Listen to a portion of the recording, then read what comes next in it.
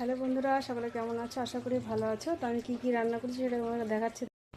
এই যে সাদা ভাত, এই যে মিষ্টি কুমড়া চিংড়ি মাছ দিয়ে তরকারি, আর এই দেখো এটা হচ্ছে মূলার শাক ভাজা, আর এই যে মিষ্টি কুমড়া ভাজা, এই যে দেখো।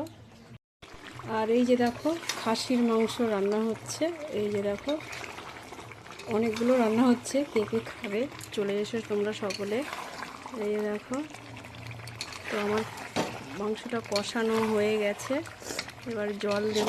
আমার কুচকি খেয়ে রেখেছে, তো বলছে সব কিছু ঠিকঠাক আছে, এবার জলটা দিয়ে দেবো।